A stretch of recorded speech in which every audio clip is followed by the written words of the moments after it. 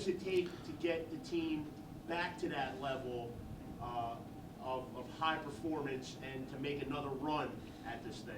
In 2014, our the biggest item we wanted to address going in was mentally and physically being healthy. And last year, that was the big emphasis. Right now, that's our biggest emphasis. We've been pretty health-stricken over the last 2 months. Right now, and going into this weekend, that was our number one goal. Make sure the ladies are getting treatment, make sure we're healthy, and if I'm a firm believer, if we're mentally and physically ready, we're going to be ready to execute some shots. Now, just a little bit more of a general question. Sam Houston State has been toward the top of the national poll throughout the whole season, and it's a long season. You get started late October, early November. What has allowed the team to kind of maintain such a high level of performance over such a long period of time, and even with being health-stricken at times, it seems? This year, for the first time in a long time, we've been very deep. We've had a lot of talent on the team, but over the years, this year this is the deepest roster I've ever had. Any one of the 8 could start at any given time, given the conditions and the scenarios. That's really helped our consistency this year, and this has been one of the most consistent seasons we've had over the last 6 seasons. Consistency is huge for me. Us showing up, as you mentioned, every week and competing. When we start to struggle, the girls really understand how to pick each other up and really fill the holes when we need to. So that's really been a big part of our success this year, and maintaining that consistency toward the top within the rankings. And that's something I'm really proud of the girls about this year. Now, I know it's a new tournament, a new year, a new week, but the fact is Sam Houston State has had success in recent years at this tournament, and Sam Houston State has had success against this field throughout the season. So the fact that you know that your team has had success here, and the fact that you've won matches against a lot of these teams throughout the year, does that give you any sort of additional confidence coming into this championship event? Yes, every tournament we go into and we know that we can compete. We know we're going to be competitive, and this is like our home away from home. We've competed here multiple times. I've been here 6 times, 5 or 6 times over the last 3 years. Our freshman year we didn't come here, but the Monmouth event earlier this year? yes, yep. And so it's like our home away from home. We're really comfortable in this house, and we're really comfortable competing against all the teams here.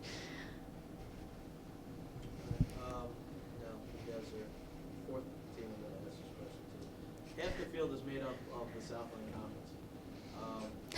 Knowing that you guys are from the class of the sport, he mentioned before, you guys are familiar with all your opponents, you've had success against all these opponents.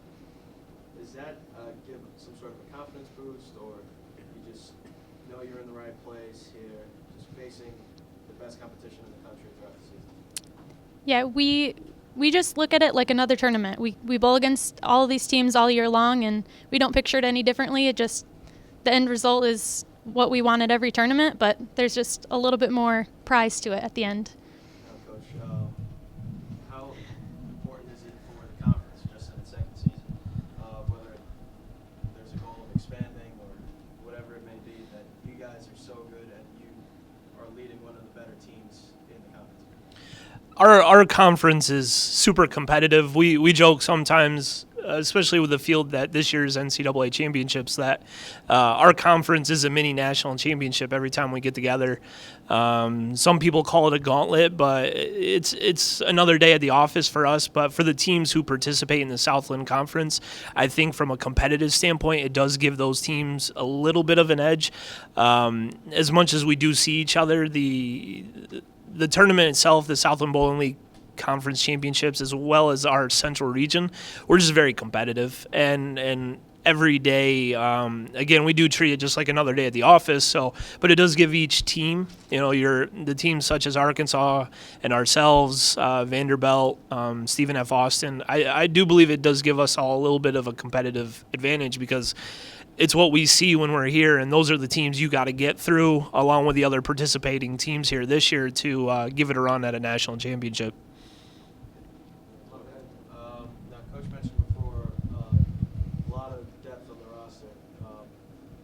always somebody that can step up. And you mentioned that you guys have had some injury troubles the last couple of months. How much does it help just knowing that there's someone there? You know, while you're bowling, or if you're not feeling great one day, just knowing that, like you mentioned, 7 other girls can step up. We really know how to depend on each other, and we can always count on each other to hold each other up. We've had some injuries and some, health issues over the season, but we always know that we're there to pick each other up and help each other out. At any point in time, anyone could be in and be doing really well, and we know we can count on each other. Just one question for Coach.